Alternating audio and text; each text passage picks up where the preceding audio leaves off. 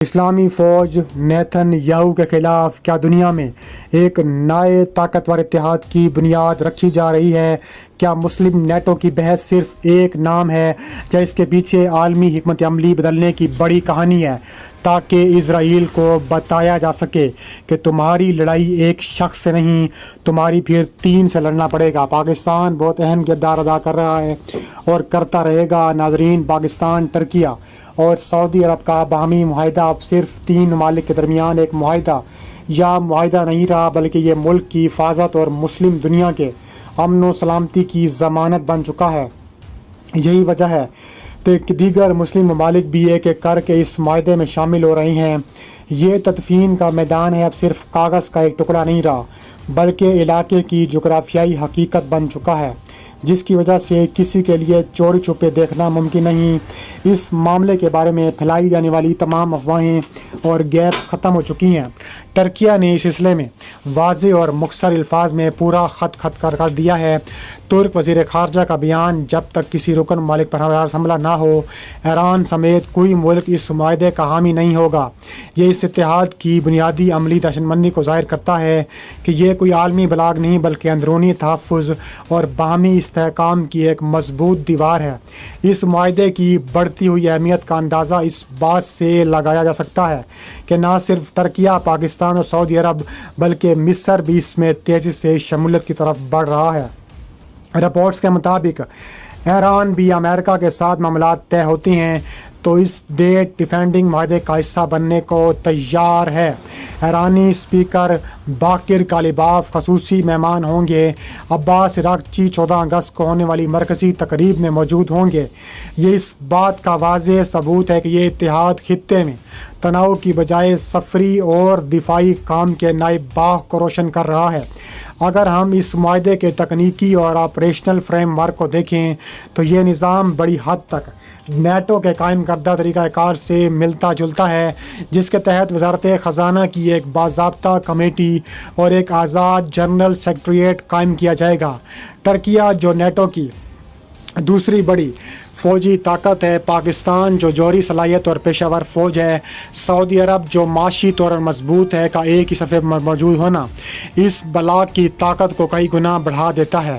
اس اتحاد کی سیکیورٹی اور عملی و نشمندی محض زبانی جمع خرچ تک محدود نہیں رہے گی، بلکہ اب تینوں ممالک کی آوازیں ایک دوسرے کو جگہوں پر ایک کے بعد ایک پوسٹ کی جائیں گی، بالکل اس طرح جیسے پاکستانی فضائیہ کے اسکواڈرنز پہلے ہی سعودی عرب میں موجود ہیں۔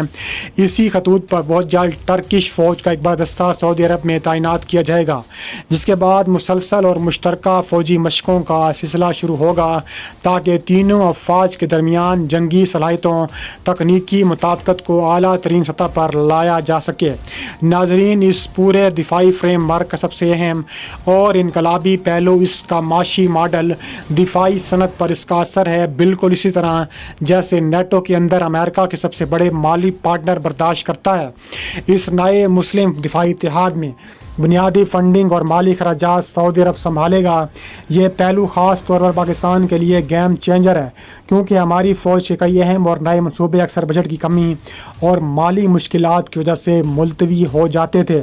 اب سعودی فنڈنگ کی وجہ سے پاکستان اور ترکیہ کے دفاعی ادارے اعلیٰ معیار کے ہتھیاروں، جدید اسٹیلتھ وارفیئر سامان، جسمانی دفاعی سسٹمز پر مل کر کام کریں گے۔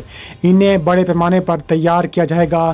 یہ معاہدہ پاک فوج کے لیے فنڈنگ کے مسئلے کو ایک بار پھر ہمیشہ کے لیے حل کر سکتا ہے۔ نتیجتاً فوجی مقاصد کے لیے ہتھیار حاصل کرنے میں تاخیر اب تاریخ کا حصہ بن جائے گا۔ جیسے جیسے یہ 3 قومی اتحاد اپنی آپریشنل صلاحیتیں، مشترکہ پیداوار، فوجی صلاحیتیں دنیا کے سامنے پیش کرے گا، یہ نہ صرف اپنی علاقائی بالادستی قائم کرے گا بلکہ دیگر مسلم اقوام کے لیے اپنے مضبوط دفاعی چھتری کے نیچے آنے کا راستہ بھی ہموار کرے گا۔ ناظرین، میں آپ کے ساتھ ایک اور پیش رفت شیئر کرتا ہوں کہ حال ہی میں پاک فوج نے جنوبی پنجاب کے سہارا میں ایک بڑی زمینی جنگ مشقیں شروع کی۔ پاک فوج کے آرمڈ کور اور پاک آرمی ایویشن کور نے اس میں حصہ لیا مختلف اقسام کے آرمڈ آپریشن یعنی ٹینکوں کا استعمال کرتے ہوئے مختلف آپریشن کیے گئے، جبکہ پاک آرمی ایویشن کا کام ظاہر ہے قریبی جسمانی تحفظ فراہم کرنا تھا۔ یہاں مختلف صلاحیتوں کو حقیقی جنگ کے ماحول میں آزمایا گیا، اگرچہ پوری مشق کا زیادہ فوٹیج جاری نہیں کیا گیا، لیکن پہلی بار پاکستان میں فوج کے Z-10M ہیلی کاپٹر کے ساتھ ایک ماس ماؤنٹڈ ریڈار دیکھا گیا۔ اس سے پہلے چین کے Z-10M ہیلی کاپٹر کے ساتھ ماس ماؤنٹڈ ریڈار کا فوٹیج کا سامنا ہے، لیکن یہ پہلی بار ہے کہ ریڈار سیٹ اپ پاک فوج کی فوجی مشق کے دوران کیا گیا۔ ISPR کی جاری کردہ ویڈیو میں پاک فوج کا الخالد ٹینک بھی دیکھا جا سکتا ہے، جو اس بات کی طرف اشارہ کرتا ہے کہ پاک فوج نے ملی میٹر ویو ماس ماؤنٹڈ ریڈار کے اس سسٹم کو جنگی ٹینکوں میں تعینات اور استعمال کرنا شروع کر دیا ہے، جبکہ Z-10ME کی اپ گریڈ بھی یہاں آزمائی اور تصدیق کی جا رہی ہے۔ ماس ماؤنٹڈ ریڈار یا ملی میٹر زیرو ریڈار ہیلی کاپٹر کے ریڈار یعنی ماس پر نصب کیا جاتا ہے۔ یہ جدید ہیلی کاپٹرز کے لیے سب سے دلچسپ اور اہم صورتحال میں سے ایک ہے، خاص طور پر آج کے جدید ترین اٹیک ہیلی کاپٹر طویل رینج والے ہتھیار لے کر چلتے ہیں جو لائن آف سائٹ سے باہر کی اشیاء کو بھی نشانہ بنا سکتے ہیں۔ بیونڈ لائن آف سائٹ کا مطلب یہ ہے کہ ہیلی کاپٹر کے دیگر سینسر اس پوائنٹ کو براہ راست دیکھ نہیں پاتے یا پتہ نہیں لگا سکتے۔ عام طور پر ایسے اہداف کئی کلومیٹر کے فاصلے پر ہوتے ہیں۔ اس کے علاوہ کہا جا رہا ہے کہ پاکستان بھی تیار ہے۔ فوجی تیاری کے لحاظ سے یہ فاصلہ 100، 150 یا 200 کلومیٹر بھی ہو سکتا ہے، جہاں طویل range air to air missile استعمال کی جاتے ہیں، لیکن اٹیک ہیلی کاپٹرز کے معاملے میں زیادہ ایئر ٹو ایئر حملے نہیں ہوتے۔ یہاں بنیادی ٹاسک ایئر ٹو گراؤنڈ اہداف کو نشانہ بنا سکتی ہے۔ اگر ہم Z-10M کی بات کریں تو یہ سسٹم CM-505 KG میزائل کے ساتھ آتا ہے، جو ایک beyond sight line anti tank guided missile ہے اور تقریباً 25 کلومیٹر کی رینج رکھتا ہے۔ یہاں مسئلہ یہ ہے کہ 25 کلومیٹر کے فاصلے پر ہیلی کاپٹر کے بازو کے سینسر ہدف کا پتہ نہیں لگا سکتے۔ ہیلی کاپٹر کی ناک پر موجود فارورڈ لوکنگ انفراریڈ سینسر بنیادی طور پر ہائی ڈیفینیشن کیمرے کی طرح کام کرتا ہے، لیکن یہ اتنے بڑے فاصلے پر واقعی ہدف کو مؤثر طریقے سے نہیں دے سکتا۔ اس لیے اگر آپ 25 کلومیٹر کی مکمل رینج استعمال کرنا چاہتے ہیں یا 20 سے 25 کلومیٹر دور کی شے کو نشانہ جاتے ہیں تو یہ ایک ریڈار کی طرح کام کرے گا۔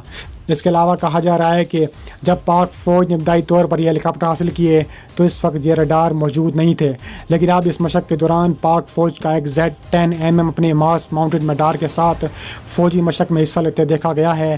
اور معروضی طور پر بات کریں تو ماس ماؤنٹڈ ریڈار کے اضافے کے بعد Z-10ME ایک مکمل اور زیادہ طاقتور اٹیک ہیلی کاپٹر محسوس ہوتا ہے۔